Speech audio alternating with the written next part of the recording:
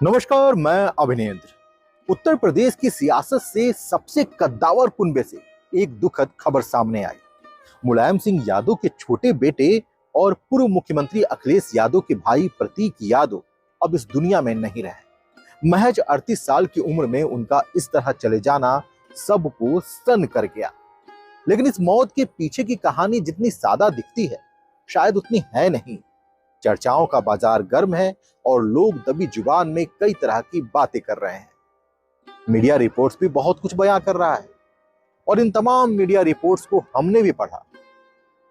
इस पूरे कहानी को बारीकी से समझने की हमने भी कोशिश की और फिर ये खबर आपके बीच पर हम लेके आ रहे हैं।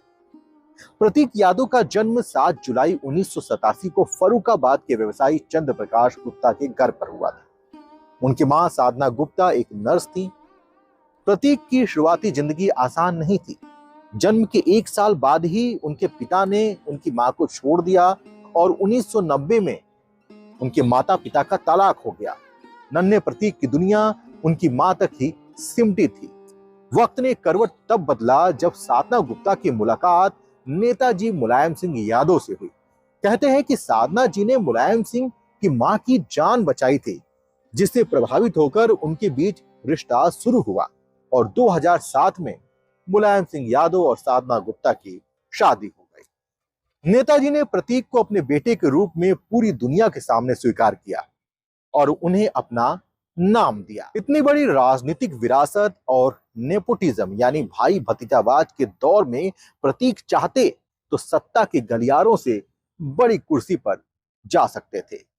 नेताजी भी चाहते थे कि वो राजनीति में आए, लेकिन प्रतीक ने शांतिपूर्ण जीवन और अपने जुनून को चुना। ब्रिटेन से एमबीए करने के बाद उन्होंने राजनीति की जगह रियल एस्टेट और फिटनेस की दुनिया में कदम रखा। उन्होंने साबित किया कि वे किसी के साए में नहीं, बल्कि अपनी पहचान खुद बनाना चाहते हैं। खैर, प्रतीक राजनीति में नहीं आना चाहते थे, लेकिन प्रतीक की पत्नी अपर्णा राजनीति में आई और उनका बैकग्राउंड भी राजनीति से नहीं था। हमारे संवाददाता एशना शर्मा ने प्रतीक यादव को समझने की कोशिश की, इस घटना को समझने की कोशिश की, प्रतीक यादव के रिश्ते नातों को समझने की कोशिश की और पहुंच गई प्रतीक यादव के घर के पास। प्रतीक यादव के घर के पास उनके शुभचिंतकों कार्यकर्ताओं की भीड़ लगी थी। उन्होंने उन शुभचिंतकों और कार्यकर्ताओं से बातचीत की और जाना कि प्रतीक यादव का व्यक्तित्व कैसा था। मैं उनके घर के बाहर मौजूद हूँ और आप मेरे पीछे देख सकते हैं कि भारी भीड़ जो है वो यहाँ पे एकत्र हो रखी है और आप मेरे पीछे देख सकते हैं पुलिस भारी मात्रा में यहाँ पे तैनात है और हर एक सुरक्षा व्यवस्था का वो पुख्ता इंतजाम देख रही है। और इधर की तरफ उनका घर पड़ता है। अभी कुछ ही देर में यहाँ पे महापौर भी उपस्थित हुई थी, वो भी अपना जो संवेदनाएं हैं वो देने यहाँ पहुंची थी। तारा यादव। आज सुबह जैसे हमें खबर जो सुनाई दी कि जो प्रतीक यादव है हमारे बीच नहीं रहे, इस दुखद घटना को आप कैसे देखते हैं? कैसे देख, तुम मालूम तो नहीं चला कैसे खत्म हुआ, ये नहीं मालूम चल रहा। ये मालूम चला कि भैया का भाई खत्म हुए हैं। हम लोग जाने हैं तो जल्दी दौड़ आए हैं, बाकी ये नहीं मालूम है कि कैसे खत्म हुए हैं, ये जानकारी नहीं है। उनका जो स्वभाव था उसको आप कैसे देखते हैं? जो बहुत सरल स्वभाव के, बहुत शांत थे, लोगों से देखिए बहुत सीधा साधा थे, बहुत सीधा साधा थे।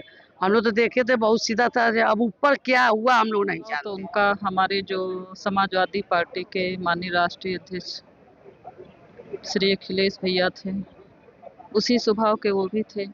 बस उनका यही था कि राजनीति से कोई मतलब नहीं था। बहुत ही सरल स्वभाव के थे वो। महंगी गाड़ियों के बहुत ही शौकीन थे। शौकीन। मतलब जैसे कि सुबह अखिलेश यादव जी भी पहुंचे थे, वो भी काफी जो परिवार है उसमें काफी दुखद जो घड़ी से ये लोग गुजर रहे हैं, आप लोग गुजर रहे हैं। जो प्रतीक यादव के बारे में ये कहा जाता था कि जो युवा थे वो उनको बहुत प्रेरित करते थे, क्योंकि वो अधिकतर वो फिटनेस और जिम इन सब चीजों में बहुत ज्यादा रहते थे। जो जी जी, बहुत प्रभावित था युवा। और जो हमारे आज राष्ट्रीय अध्यक्ष जी पर दुख पड़ा है समाजवादी परिवार पे, वो तो सभी को पता है। एक भाई का भाई चला गया और बच्चों का बाप चला गया, बहुत बड़ा दुख है। तो जैसा आपने सुना, जो यहाँ पे लोग मौजूद थे उनके मन में काफ़ी उदासीनता जो है वो हमको सुनने को मिल रही है। यहाँ पे लोग परेशान हैं और वो कहीं न कहीं ये जानना चाहते हैं कि ये हादसा कैसे हुआ? उनकी मृत्यु अचानक कैसे हो गई? ये पहले आया था कि वो उनका स्वास्थ्य नहीं ठीक चलता था, जिसकी वजह से वो पिछले कुछ दिनों भी एडमिट थे हॉस्पिटल में। प्रतीक और अपर्णा की प्रेम कहानी किसी फिल्मी किस्से से कम नहीं थी। दोनों अच्छे दोस्त थे। एक बर्थडे पार्टी में ईमेल आईडी की अदला बदली हुई और फिर 10 साल के प्यार के बाद 2011 में शाही अंदाज में ब्याह रचा लिया। लेकिन हाल के दिनों में इस हैप्पी एंडिंग वाली कहानी में दरारें साफ दिखने लगी। 19 जनवरी की ही बात है। प्रतीक ने अचानक पत्नी अपर्णा से तलाक लेने का ऐलान कर सबको चौंका दिया। ये खबर भी मीडिया प्लेटफॉर्म पर छपी और उन्होंने सोशल मीडिया पर यह बातें लिखी थी। उन्होंने यहां तक कह दिया था कि अपर्णा ने मेरी जिंदगी नरक बना दी है। खैर, हालांकि 9 दिन बाद ऑल इज गुड कहकर सुलह की बात भी सामने आ गई। लेकिन सवाल तो यह है, क्या वाकई दिलों की कड़वाहट मिट गई थी? इस दुख की घड़ी में हम प्रतीक यादव जी के साथ में खड़े हैं और हमारी उनके साथ पूरी संवेदनाएं हैं। और ये अचानक जब मौत की खबर सुना तो मुझे भी बड़ा एक झटका लगा और विश्वास नहीं हो रहा था। लेकिन जब मीडिया ने इसकी पुष्टि की तो विश्वास हुआ कि हाँ, इतना बड़ा हादसा हुआ। अब इसे मौत की बात अगर आप करते हैं तो ये चूँकि कोई ऐसा लगता है कि सामान्य मौत नहीं है। और हम चूँकि अभी इस वक्त पूरा परिवार गमज़दा है तो ज़्यादा कुछ कहना ठीक नहीं, क्योंकि ये सब जांच का विषय है। प्रतीक का ज्यादातर कारोबार उनके साले चंद्रशेखर सिंह बिष्ट उर्फ अमन बिष्ट के नाम पर बनी कंपनियों के माध्यम से चलता था। 2012 के बाद साले साहब की किस्मत ऐसी चमकी कि उन्होंने एक के बाद एक 17 कंपनियां खड़ी कर दी और यह दौर था समाजवादी पार्टी की सरकार का। जब बुधवार सुबह प्रतीक की तबीयत बिगड़ी तो सुबह 6 बजे उन्हें अस्पताल ले जाने वाले भी उनके साले अमन बिष्ट ही थे। मौत के वक्त पत्नी अपर्णा लखनऊ में नहीं बल्कि आसाम में मुख्यमंत्री के शपथ ग्रहण समारोह में शामिल होने गई थी। जी, आपका नाम? शैलेंद्र। आज सुबह जैसे हमें ये पता चलता है कि प्रतीक यादव जी जो है वो हमारे बीच नहीं रहे। इस दुखद घटना को आप कैसे देख रहे हैं? बहुत ही दुखद है मैम, बहुत डिसअपॉइंटमेंट हुई। एकदम से सुना, सुबह सो के उठे और ऐसा सुनने को मिला तो दुखद तो है। प्रतीक यादव जी आपके कितने करीब हैं? I was working for him ma'am. उनका जो जिम था उसका एडमिन देखता था मैं पहले। उनके साथ थोड़ा बहुत रियल एस्टेट का भी काम करता था, तो बहुत ही मोटिवेटेड रहते थे उनसे। जितने भी काम वो करते थे बहुत ही फोकस के साथ करते थे। बड़े ही अच्छे मोटिवेशनल आदमी थे और बहुत ही इमोशनल बीइंग थे। तो जैसे वो हमेशा राजनीति से दूर रहे हैं, लेकिन उन्होंने राजनीति के अलावा भी अपनी एक अलग पहचान बनाई है। बहुत सरल स्वभाव के वो व्यक्ति थे और उनका अचानक से ऐसा जाना, जो समाजवादी पार्टी के जो लोग हैं और जो तमाम लोग हैं वो इस दुखद घटना को मतलब कैसे देख रहे हैं? क्या मैम अब सब लोग दुखी ही हैं। तो न्यूज़ ऐसी है, डिमाइस की न्यूज़ है, तो ये इसमें तो कोई सबको डिसअपॉइंटमेंट ही है, क्योंकि वो सबका बड़ा ख्याल भी रखते थे। बहुत ही, मैंने कहा ना, जैसे बहुत इमोशनल ह्यूमन बीइंग थे। इमोशंस के साथ काम करते थे। इस लेवल पे कोई आदमी अगर रहता है तो इतना इमोशनल नहीं होता जितने वो थे। Nice human being overall. जी, सबसे पहले तो ये बहुत दुखद घटना है और माननीय जी के छोटे भाई थे और वो हमेशा भाईचारे की भावना रखते हुए, और वो एनिमल लवर थे, नेचर लवर थे, मानवतावादी थे। तो ऐसे व्यक्ति का जाना बहुत ही दुर्भाग्यपूर्ण है और हम सब लोगों के लिए बहुत बड़ी क्षति है।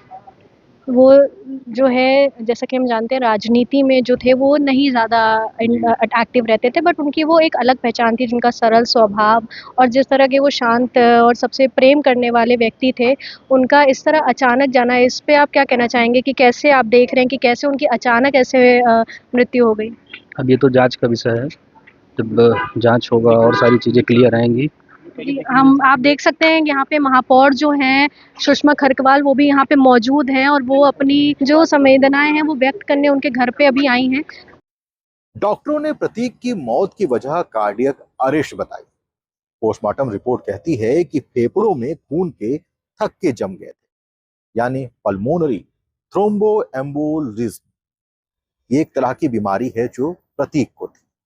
लेकिन सवाल यह उठता है कि जो इंसान अपनी फिटनेस को लेकर इतना सजग हो, जिसने पिता मुलायम सिंह यादव के चैलेंज पर 103 किलो से अपना वजन घटा लिया हो और जबरदस्त बॉडी बना ली हो, उसका दिल अचानक ऐसे कैसे जवाब दे गया।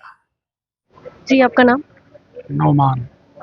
अभी जैसे सुबह हमारे पास ये दुखद खबर आती है कि प्रतीक यादव जी अब हमारे बीच नहीं हैं। आप इस मामले को कैसे देख रहे हैं? बहुत अफसोस की बात है। जैसे उनका जो स्वभाव था वो बहुत शांत और सरल स्वभाव के थे वो व्यक्ति, इस घटना को आप मतलब कैसे अपने आप को इस घटना से जोड़ रहे हैं? अभी तो कुछ पता ही नहीं है इसके बारे में।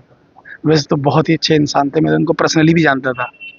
इस घटना को लेकर उनके मन में काफ़ी दुख है। मैं आपको बता दूं कि जो प्रतीक यादव थे उनका जो स्वभाव था वो बहुत शांत और वो सरल स्वभाव के माने जाते थे। उनकी जो राजनीति थी वो इस राजनीति से दूर थे, लेकिन तब भी उन्होंने अपनी एक अलग पहचान बनाई थी। और ऐसी जो सरल स्वभाव के व्यक्ति थे उनका जाना समाजवादी पार्टी के कार्यकर्ताओं, समाजवादी पार्टी के परिवार में एक शोक की लहर लेकर आया है।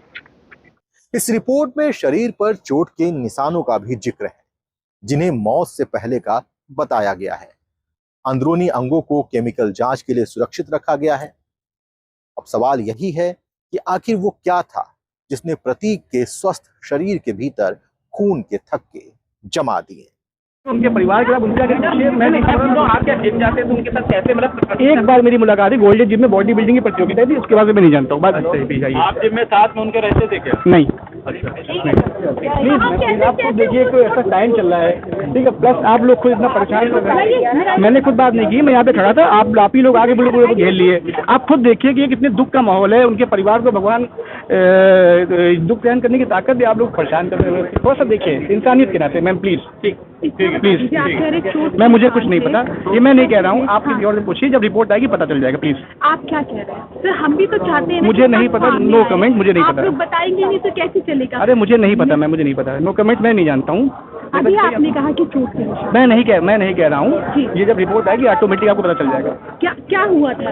अरे यार, अच्छा कब मिले थे आप लास्ट टाइम कब मिले? नाम तो बता दिए भैया। अरे मेरा नाम अंकित साहू है। प्रतीक के शालीनता की चर्चा हर तरफ है, लेकिन उनके बिजनेस पार्टनर रहे कृष्णानंद पांडे के खिलाफ दर्ज कराई गई 5 करोड़ की रंगदारी वाली FIR और घर के भीतर के तनाव ने कई सवाल खड़े कर दिए हैं। बड़े भाई अखिलेश यादव ने भी पोस्टमार्टम हाउस पहुंचकर ड्राइवर को अकेले में बुलाकर बात की, जिसने मामला और गहरा कर दिया और कई बड़े सवाल खड़े कर दिए। मैंने प्रतीक को बचपन से देखा है।